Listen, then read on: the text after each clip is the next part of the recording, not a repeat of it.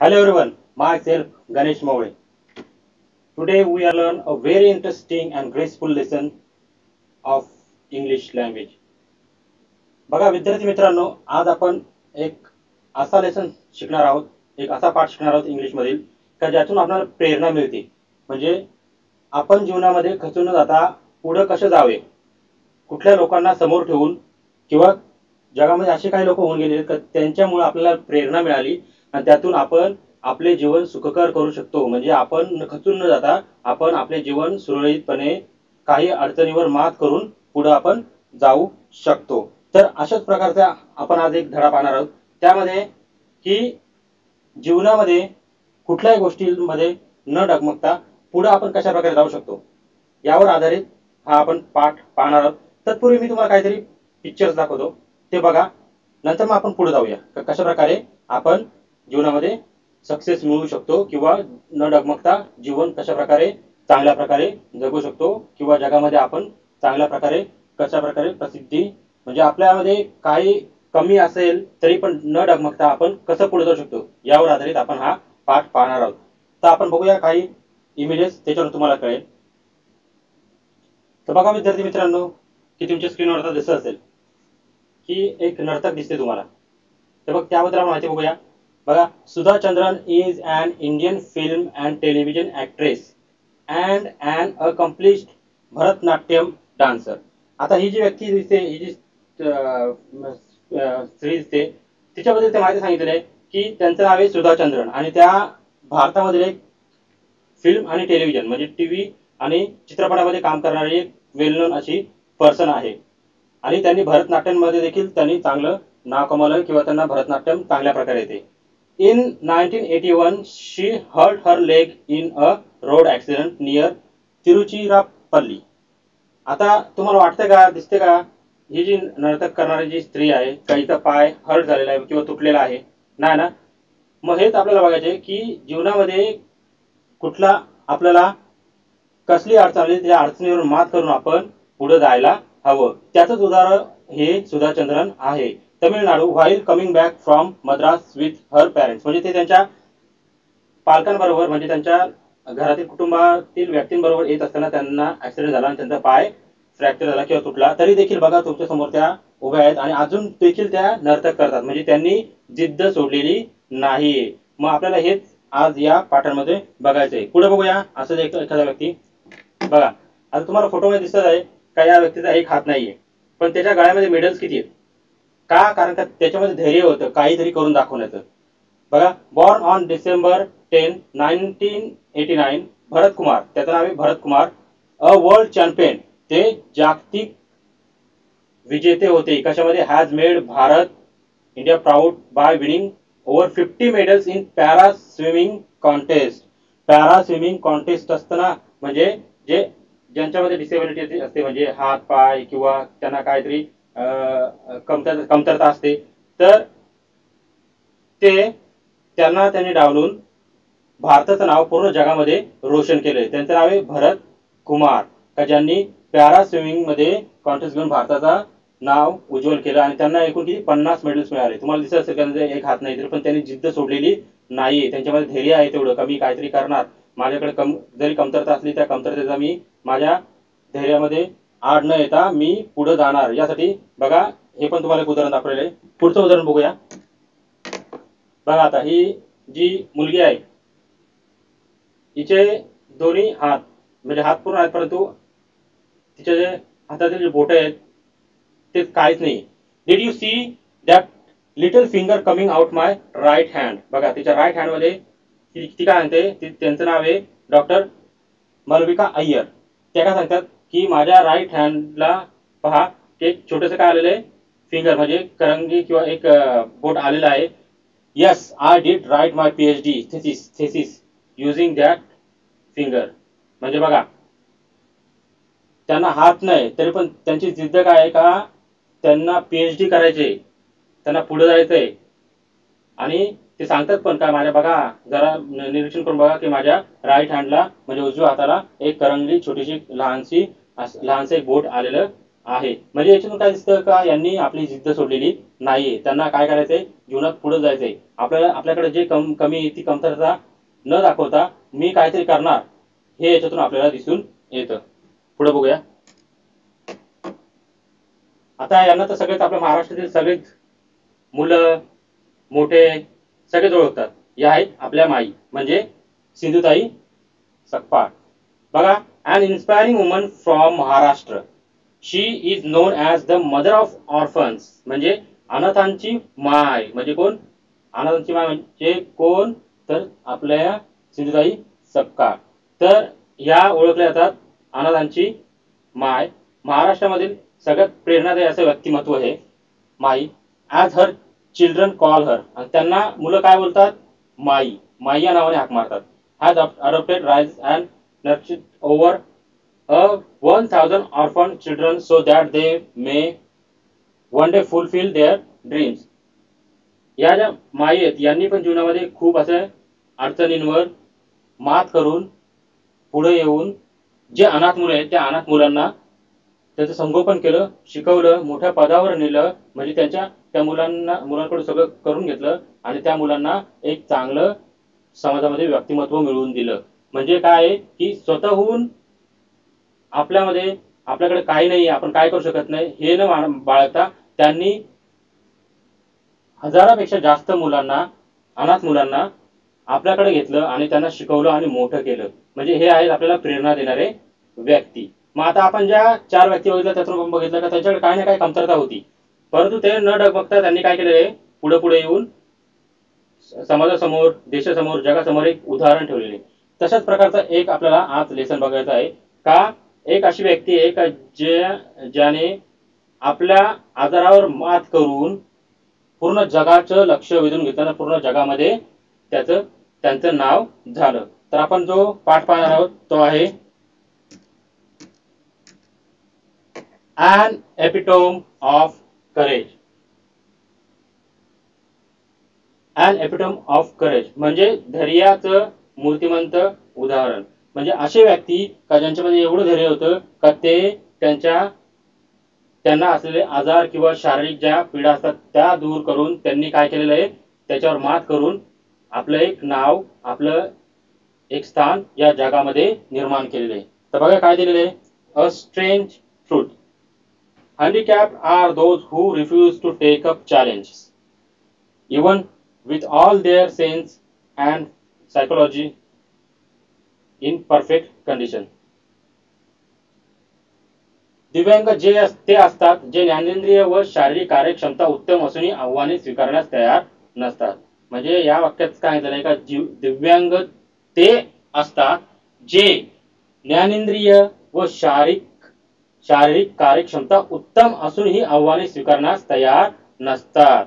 म्हणजे काय की असे काही समाजामध्ये आपल्यामध्ये लोक पाहतो का त्यांचं शरीर पूर्णपणे चांगलं आहे, परंतु त्याचा ते उपयोगच करत नाही, ते कार्यक्षम ठेवतच नाही.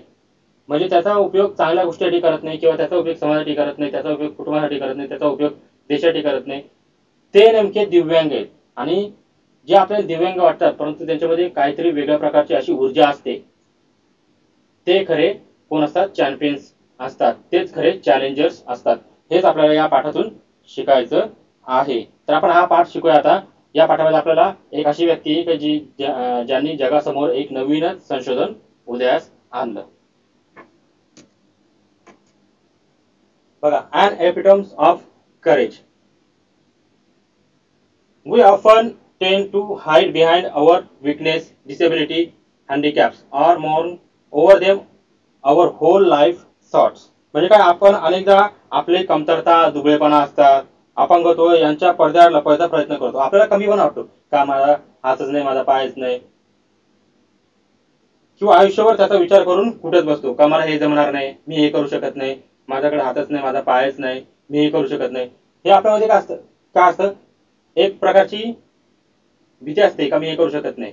परंतु काही व्यक्ती असतात ते नेव्हर गिव्ह अप, म्हणजे काही गोष्टी सोडत नाही, ते हे ठरवतात का मी हे करणार म्हणजे करणारच. यावर आपल्याला हे पाहायचंय.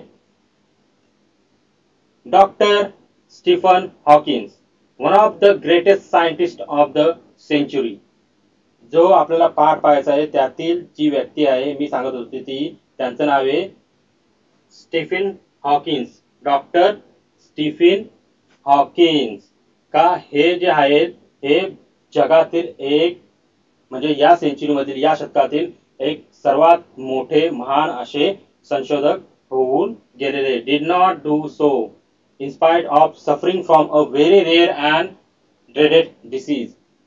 ते संशोधक होते परंतु त्यांना एका वेगळ्याच प्रकारच्या आजाराने ग्रासलेलं होतं. Doctor Hawkins continue his research अनडाउंटेड.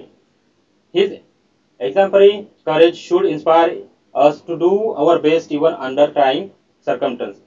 त्यांचं जे धैर्य आहे त्या धैर्यातून अतुलनीय धैर्य त्यांनी जे केलेलं आहे काम केलेलं आहे आपल्या कसोटीच्या प्रसंगाला असे उत्तम प्रकारे सामोरे जावे याची प्रेरणा आपल्याला त्यांच्याकडून घेता येते. म्हणजे त्यांच्याकडून आपल्याला शिकता येतं का तुम्ही पुढे पुढे बघाल का कशा प्रकारे त्यांनी आपल्या जीवन व्यतीत केलेले, कशा प्रकारे त्यांनी संशोधन केलेले, कुठल्या परिस्थितीमध्ये राहून त्यांनी संशोधन केलेले हे आपल्याला या पुढे पुढे या पाठामध्ये पाहायचं आहे. तर ते एक प्रेरणादायी व्यक्तिमत्व आहे. फक्त एका शहरासाठी नाही, एका देशासाठी नाही, तर पूर्ण जगासाठी काय एक प्रेरणादायी व्यक्तिमत्व आहे. का ते आपल्याला पुढे पाहायचं आहे बघा. Exactly 300 years after the death of the great scientist Galileo, Dr. Stephen Hawking was born in Oxford, London on the 8th day of January 1942. बघा महान शास्त्रज्ञ जे गॅलिलिओ होऊन गेले, या गॅलिलिओच्या मृत्यूनंतर बरोबर 300 वर्षानंतर जे गॅलिलिओ एक महान शास्त्रज्ञ होऊन गेले यांच्या मृत्यूनंतर बरोबर 300 वर्षानंतर स्टीफन हॉकिन्स यांचा जन्म झाला ऑक्सफर्ड लंडन येथे. कधी केव्हा 8th day of January 1942, 8 जानेवारी 1942 ला. Little did his parents know that one day their little boy would be hailed as one of the greatest scientists of the century. त्यांच्या पालकांना त्यावेळी जराही कल्पना नव्हती की त्यांचा हा जो लहान मुलगा आहे ना हा पुढे जाऊन शतकातील थोर असा शास्त्रज्ञ किंवा संशोधक म्हणून ओळखला जाईल. Neither would anybody imagine that his mind would soar up into space like light. म्हणजे आता आपल्याला त्यांचं बालपण पाहतोय का कशा प्रकारे त्यांचं केव्हा त्यांचा जन्म झाला, कुठे झाला, त्यांच्या पालकांबद्दल सांगितलंय आणि पुढे सांगितलं पुढे काय झालं आणि बुद्धीच्या तेजाने आसमंत उजळून जाणार आहे. आणि त्याहून महत्वाचं म्हणजे तो धैर्याचा महामेरू म्हणून नावाजला जाणार आहे ज्याचा कुणालाही अंदाज नव्हता. ध्येयाचा महामेरू का बोलले गेलेले आहे कारण का त्यांनी ज्या परिस्थितीमध्ये हे संशोधन केलेले आहे ते पाहून कोणालाही प्रेरणा मिळणारच असं अशा प्रकारचं त्यांचा जीवन प्रवास होता. म्हणजे neither would anybody imagine that his mind would soar up into space like light. More importantly none would predict that he would be very terms of courage. म्हणजे ते असं व्यक्तिमत्व होणार होतं असं कोणालाही अंदाज नव्हता की त्यांच्या या व्यक्तिमत्वामुळे जगातील लाखो करोडो लोक प्रेरणा घेतील. आणि धैर्य काय असतं आपल्यामध्ये जे धैर्य असतं करेज ते काय असतं हे त्यांना पाहूनच कळेल. म्हणजे काय धैर्याचं मूर्तिमंत उदाहरण हे आपले डॉक्टर स्टीफन हॉकिन्स हेच आहेत. हे आपल्याला आपण आता पाहत आहोत. पुढे बघूया.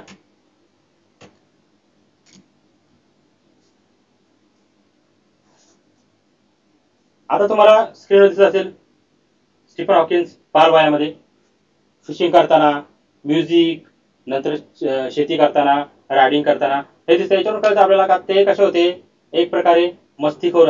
आता आपण बोलतो का हा एवढे मोठे शास्त्रज्ञ झाले म्हणजे लहानपणापासून ते अभ्यास करतील, तसं नाही. ते एक सामान्य कुटुंबातील सामान्य मुलासारखेच राहिलेले होते. सामान्य जीवनच त्यांनी जगलेलं होतं. तर आपल्याला दिसतं का त्यांनी पण खोडकरपणा केलेला आहे. त्यांनी पण जी लहानपणी मजा करायची ती केलेली आहे. तर आपण त्याबद्दल आता पाहणार आहोत या पॅसेजमध्ये. Courage is a wonderful thing.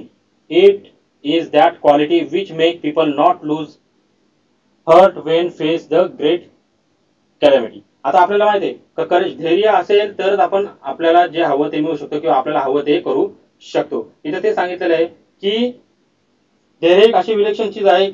हा गुण असेल तर मनुष्य भयंकर संकटांनाही तोंड देऊ शकतो. म्हणजे असं नाही का नाही मला जमणार नाही मी करणार नाही असं नाही. मी हे करणारच. धैर्य पाहिजे, तेवढा आत्मविश्वास पाहिजे का नाही मला हे करायचंय मी करणारच.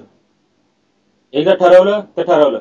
तर इथं ते सांगितलेलं आहे की मनुष्यासमोर किती भयंकर जरी संकट आलं तरी त्याला त्या संकटाला सामोरं जाण्याचं धैर्य आपल्याला आपल्यामध्ये असायला हवं. It would not be exaggeration to say that doctor Stephen Hawkins, a living legend of cosmology, is the very personification of courage and हो.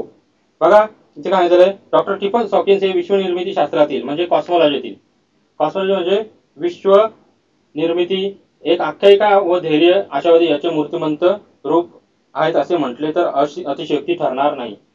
आता कॉस्मॉलॉजी हे का सांगितलं इथं हे आपल्याला पुढे पुढे जेव्हा आपण या पाठामध्ये पुढे पुढे जाऊ तेव्हा आपल्याला कळेल का कशा प्रकारे यांनी संशोधन केलेलं आहे विश्व निर्मितीमध्ये, त्यांनी काय कोणता सहभाग घेतला, त्याच्याबद्दल काय संशोधन केलं ते आपल्याला यातून कळणार आहे. Expect his mind, his whole body is bound to a wheelchair thanks to a cruel of fate, yet he is one of the greatest scientists of the century.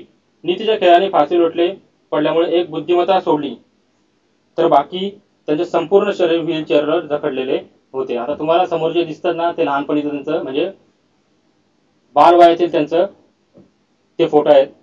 त्यामध्ये आपण बघतो का ते एक सामान्य मुलासारखे जगत आहेत, परंतु नंतर पुढे पुढे त्यांचं जसं जसं जीवन प्रवास चालू झाला तस तसं त्यांना एका वेगळ्याच प्रकारच्या आजाराने ग्रासलं आणि त्यामुळे काय आलं, expect his mind, his whole body is bound, म्हणजे फक्त त्यांचं माइंड सोडून बाकी त्यांची पूर्ण जो शरीर आहे ते पूर्णपणे व्हीलचेअरवरच राहिलं. म्हणजे आपण बोलतो ना एखाद्याला व्हीलचेअरवर राहतात जी व्यक्ती का त्यांना हालचाल करता येत नाही, कसे हालचाल करता येत नाही काय नाही, जे व्हीलचेअरवर असतात ते. Thank to a cruel quirk of fate, yet he is one of the greatest scientist of the century. तरी देखील ते या शतकातील एक महान असे संशोधक किंवा शास्त्रज्ञ झालेले आहेत किंवा होते. म्हणजे आपल्याला हेच पाहायचं आहे का पुढं की त्यांना नेमकं काय झालेलं आणि कशा प्रकारे त्यांनी धैर्य न सोडता त्यांचं जीवन व्यतीत केलेलं आहे आणि कशा प्रकारे जगासमोर एक वेगळ्या प्रकारचं संशोधन समोर आणलं. An average child, Stephen grew up to be a normal teenager. As average child, Stephen grew up to be a normal teenager. Stephen एखाद्या सामान्य मुलगा असतात ना सर्वसाधारण मुलाप्रमाणे भरपूर खोड्या करणारे, फुल ऑफ मिस्चेफ म्हणजे काय, खोड्या करणारे, खोडकर, नॉटी तसेच होते. And lots of love for music and mathematics. ते लहानपणी सामान्य मुलं सर्वसाधारण मुलासारखेच होते, खूप खोड्या करायचे, मस्ती करायचे, नॉटी होते आणि त्यांना जास्त काय आवडायचं, love for music and mathematics. त्यांना संगीतावर आणि गणितावर प्रेम होते किंवा त्यांना संगीत आवडायचं आणि गणित देखील आवडायचं. आता त्याच्यामुळे तुम्हाला दिसतं दुसऱ्या फोटोमध्ये बघा त्यांच्या हातामध्ये गिटार आहे, म्हणजे त्यांना वेगवेगळ्या प्रकारच्या आवडी होत्या, त्यामध्ये गणित, मॅथमॅटिक्स आणि म्युझिक, गायन किंवा संगीत हे आवडायचं त्यांना. Even though his father wanted him to study medicine. त्यांच्या वडिलांना काय वाटायचं का आपला जो मुलगा आहे हा वैद्यकीय शिक्षण घ्यावे, यांनी वैद्यकीय शिक्षण घ्यावे म्हणजे डॉक्टर बनावे किंवा वेगळं काहीतरी बनावं असं वाटत. He was bent to studying mathematics. परंतु हे जे होते ना स्टीफन हे यांचा जास्त कल हा गणितावरच होता, त्यांना गणित लहानपणापासूनच आवडायचं. The university of Oxford at that time did not have a course in mathematics, so he opted to study physics instead. त्या काळामध्ये ऑक्सफर्ड जी युनिव्हर्सिटी होती, विद्यापीठ होतं, त्या विद्यापीठामध्ये गणिताचा अभ्यासक्रम नव्हता. त्या काळामध्ये त्या काळामध्ये गणिताचा अभ्यासक्रम त्या ऑक्सफर्ड युनिव्हर्सिटीमध्ये नव्हता, म्हणून त्यांना कुठला घ्यायला लागला, भौतिकशास्त्राचा अभ्यास करायला त्यांनी सुरुवात केली किंवा त्यांनी ठरवले. म्हणजे त्यांना जी आवड होती गणिताची आणि गणितामध्ये शिक्षण पुढे घ्यायचं होतं, परंतु ते त्यांना करता आलं नाही, म्हणून त्यांनी त्या ठिकाणी फिजिक्स म्हणजे भौतिकशास्त्राचा अभ्यास करायचं ठरवलं. म्हणजे या कार्यामध्ये आपण काय पाहिलं का त्यांचं थोडक्यात जीवन प्रवास, नंतर त्यांचं चाइल्डहुड पासून बघितलं आपण, त्यांचा जन्म बघितला, नंतर त्यांना काय आवडतं, त्यांना काय करायचं होतं, त्यांच्या वडील याबद्दल आपण यामध्ये माहिती बघितली. आता पुढे बघूया. आता याच्यामध्ये बघा जरा टीन एज मध्ये आलेत, म्हणजे जरा युवक दिसतात ते. याच्यामध्ये आपण बघूया काय. At the age of 17 At the age of 17, Stephen started noticing that he was becoming increasingly clumsy and even fell down a couple of times for no reason. पुढे पुढे त्यांचं जसं वय म्हणजे ते वयात यायला लागले हळूहळू. 17 वर्षाचे असताना त्यांना कळून चुकलं की त्यांच्यामध्ये काहीतरी प्रॉब्लेम, त्यांच्या शारीरिक त्यांना काहीतरी प्रॉब्लेम अडचणी यायला लागल्या. तर ते काय होतं, 17 वर्ष असताना स्टीफन आपल्या हालचालीतील जडत्व, बोजडपणा, नंतर त्यांना तोल जाणे, चक्कर येणे, अशा प्रकारचं त्यांना काय काय व्हायला लागलं. एक दोन वेळा ते आकारान तोल जाऊन खाली पडले, त्यामुळे त्यांना ते चक्रावून गेले. पुढे काय झालं, दिस perplexed him and he went to see his family doctor, who diagnosed him as suffering from an extremely rare disease, ALS or LOU, Geric disease that affect the nervous system and eventually weakness all the muscles of the body. मग त्यांना वेगळंच वाटायला लागलं का, जडत्व आलं, बोजडपणा आला, त्यांना मध्येच त्याचा तोल जायला लागला, ते चक्कर येऊन देखील पडले. मग त्यांना वेगळंच वाटायला लागल्यामुळे त्यांनी त्यांचे फॅमिली डॉक्टर होते, कौटुंबिक जे डॉक्टर होते त्यांना भेटले. आणि ते भेटल्यानंतर त्यावेळेस त्यांनी ते चेकअप केलं आणि चेकअप केल्यानंतर त्यांनी सांगितलं की he went to see family doctor who diagnosed him as suffering from a extremely rare disease. एक अशा प्रकारचा आजार होता का जो कधी कोणी ऐकला नसेल किंवा खूपच कमी असा हा आजार दिसून यायचा. अतिदुर्गम असा आजार होता. तो होता ALS और LOU, Gehrig's disease that affect the nervous system. का जो आजार आपले जे मज्जा संस्था आहे या मज्जा संस्थावर परिणाम करतो आणि काय करतो, weakness all the muscles of the body. आणि आपल्या शरीरातील जे स्नायू आहेत त्या पूर्ण जे स्नायू आहेत त्या स्नायूंवर त्याचा काय होतो, इफेक्ट होतो. स्नायूंना समज काही फारसा चांगला नव्हता, म्हणजे त्यांच्या शरीरातील जे स्नायू आहे या स्नायूंवर त्याचा परिणाम व्हायला लागला होता. Stephen say that even as a child his muscles coordination was nothing to write home about. लहानपणी त्यांच्या स्नायूंना समज काही फारसा नव्हता. त्याचे शिक्षकही त्याच्या हस्ताक्षरामुळे त्रस्त व्हायचे. म्हणजे त्यांना तो जो आजार होता तो लहानपणापासून सुरू झालेला होता. ही recollects that his handwriting would send his teacher into a fit of frenzy. म्हणजे ते लहान असताना त्यांनी शिक्षक देखील सांगायचे का तुमची जी हँडरायटिंग आहे, तुमचं हस्ताक्षर आहे, त्यामधून देखील त्यांना समजून यायचं. Nor was he inclined toward sports, nevertheless his disease came as a bolt from the blue. इथे काय झालंय, तसेच त्यांना खेळामध्येही रुची नव्हती. असे असले तरी आजाराची बातमी त्यांना हादरून टाकणारी होती. म्हणजे ते खोडकर होते, परंतु त्यांची आवड वेगळी होती. त्यांना nor was he inclined toward sports, त्यांना खेळामध्ये देखील रुची नव्हती. Nevertheless this disease came as a bolt from the blue. आणि हा जो आजार होता त्या आजाराबद्दल त्यांना जेव्हा माहिती झालं तर ते हादरून गेले किंवा चक्रावून गेले का हा कशा प्रकारचा त्यांना आजार झालेला होता म्हणून. म्हणजे चाइल्डहुड नंतर ते जरा मोठे मोठे होऊ लागले, त्यावेळेस त्यांना कशा प्रकारे समजायला लागलं की आपल्याला कशा प्रकारचा आजार झालेला आहे, आपल्याला काय प्रॉब्लेम्स होतात, आपल्याला जो शारीरिक त्रास आहे तो कशामुळे होतं हे त्यांना कळून चुकलं. त्यांच्या जे फॅमिली डॉक्टर होते त्यांनी ते सांगितलेलं होतं. आता तुम्ही बघता की 15-14 वर्षाचे असताना देखील ते इथे फोटो आहे. नंतर मग थोडे मोठे होत असताना देखील नंतर ते व्हीलचेअरवरच बसायला लागलेले होते. हे तुम्हाला स्क्रीनवर दिसत आहे. पुढे बघूया आता.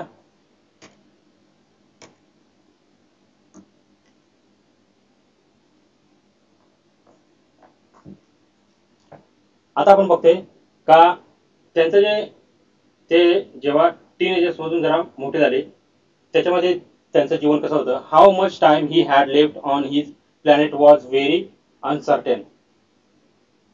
ते या भूतलावरती किती काळ राहणार होते हे त्यांना देखील माहित नव्हतं. The prognosis was bad and the doctor said they would not do much.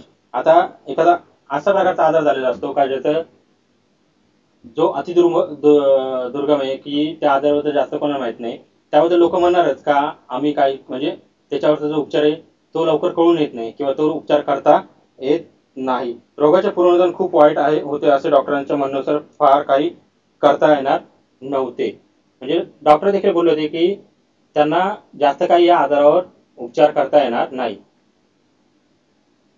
Undaunted, Stephen decided to continue his research and even got engaged to a Jane Wilde. तरी देखील त्यांनी धैर्य न सोडता, त्यांना माहित होतं का आपल्याला एक वेगळ्याच प्रकारच्या अति जर्जर अशा आजाराने ग्रासलेले आहे, तरी देखील त्यांनी धैर्य न सोडता त्यांनी त्यांचं जे संशोधन किंवा त्यांचा जो अभ्यास होता किंवा त्यांचं जे स्टडी होतं ते चालू करण्याचं ठरवलं. Decided to continue his research म्हणजे संशोधन चालू ठेवले. And even got engage to a Jane Wilde म्हणजे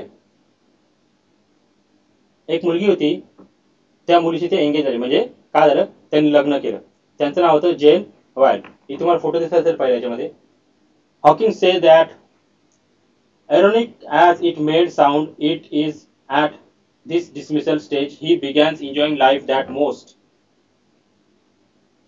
काही व्यक्ती अशा असतात ना का आपल्यामध्ये काय कमतरता आहे ती बाजूला ठेवून आपण पुढे जायचं, अशा प्रकारची व्यक्ती असतात. तीच ही व्यक्ती डॉक्टर स्टीफन हॉकिन्स का ज्यांनी त्यांच्यातील जो ध्येय आहे तो पाहून जगातील अनेक व्यक्ती प्रेरित झालेल्या आहेत. म्हणून सांगितलेलं आहे, हॉकिन्स म्हणतात का त्यांचा उद्वेजनक परिस्थितीत ते जीवनाचा सर्वाधिक आनंद घेऊ लागलेले होते. त्यांना कळून चुकलं होतं का आपल्याला वेगळ्या प्रकारचा आजार झालेला आहे, तरी देखील त्यांनी त्यांचं रिसर्च चालू ठेवलं, संशोधन चालू ठेवलं, अभ्यास चालू ठेवला. आणि it is that dismissal stage he begins enjoying life. आणि त्याच काळामध्ये त्यांनी जीवन जगायला सुरुवात केली का नाही मी आता जीवन जगणारच, म्हणजे मला जीवन जगायचंच आहे किंवा मला पुढे जायचंच आहे. म्हणजे त्यांनी धैर्य दाखवलं, ते तुटले नाही. म्हणजे त्यांचा जो काय बोलतात त्याला त्यांचा जो धैर्य आहे किंवा त्यांचा आत्मविश्वास तो डगमगला नाही. ते त्यांनी ठरवलं का मी हे करणार म्हणजे करणार. दिस he says was because he started living life for the moment and continue his doctoral research work in renewed vigor. त्यांनी काय केलं, काय त्याचे कारण त्यांनी या क्षणापुरते जगा याला सुरुवात केली होती आणि डॉक्टरांचे संशोधन नव्या जमाने सुरुवात केली होती. जो क्षण मिळाला ना तो क्षण जगायचा. आपण जो क्षण आता जगतो ना तो क्षण जगायचा, हे त्याने ठरवलं का नाही मी उद्या हे करणार, मी ते करणार, मला जे आता क्षण मिळतात ते मी आता जगणार, असं त्यांनी ठरवलं. आणि डॉक्टरांच्या सल्ल्याने त्यांनी उपचार घ्यायला देखील सुरुवात केली आणि आपला रिसर्च देखील चालू ठेवला. म्हणजे आपण याच्यातून बघितलं का त्यांना कळून चुकलं होतं का आपलं जीवन कधी संपेल काय सांगता येणार नाही. आपल्याला जे आजार झालेले त्यावरचा जास्त उपचार देखील नाहीत, तरी देखील त्यांनी आपला रिसर्च चालू ठेवला. त्यांनी ते एंगेज झाले, म्हणजे त्यांचं लग्न झालं. नंतर डॉक्टरांनी सांगितलं देखील होतं का याच्यावर जास्त डायग्नोस्टिक करू शकत नाही आपण, तरी देखील त्यांनी त्यांचा एक मंत्र होता जीवनाचा. काय त्यांनी ठरवलं का जो मला क्षण मिळालेला आहे तो मी जगणार, किंवा जे आपल्याला जीवन मिळालेलं ते आनंदाने मी जगणार. म्हणून त्यांनी सांगितलं का जो क्षण मला आता मिळालेला आहे तो मी जगणार आणि त्याचा पुरेपूर उपयोग करणार. आणि म्हणून त्यांनी त्यांचा रिसर्च चालू ठेवला आणि डॉक्टरांचे जे सल्ले होते ते देखील त्यांनी पाहायला सुरुवात केली. तुम्ही बघत आहात पहिला दुसरा आणि तिसऱ्या फोटोमध्ये बघत आहात का कशा प्रकारे व्हीलचेअरवर बसून येते. म्हणजे हळूहळू त्यांच्या अंगातील जे स्नायू ते कमकुवत होत गेले का फक्त त्यांचं डोकं माइंडच चालायचं, बाकी दुसरं काय नाही. हळूहळू त्यांच्या अंगातील पूर्ण शक्ती निघून गेली. फक्त त्या व्हीलचेअरवर ते इकडून तिकडून फिरायचे आणि त्याच्यावरच ते संशोधन करायचे. पुढे बघूया.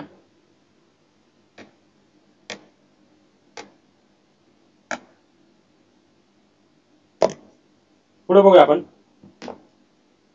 आता आपण पाहिलं का त्यांचा जन्म झाला. जन्म कशा प्रकारे ते लहानपणी कशा प्रकारे होते, त्यांना काय आवड होते, काय त्यांचं कशामध्ये इंटरेस्ट होता. नंतर त्यांच्या आजाराबद्दल माहीत झालं. नंतर मग ते युवक म्हणजे टीनेजर मधून पुढे यायला लागले. नंतर त्यांनी कशा प्रकारे अभ्यासक्रम सुरू केला. नंतर त्यांना कळून चुकलं होतं का आपल्याला हा आजार आहे. त्यांच्या शरीरातील काही गोष्टी कमकुवत चालल्या होत्या, तरी देखील त्यांनी पुढे त्यांचा रिसर्च चालू ठेवला. नंतर त्यांचं लग्न देखील झालं.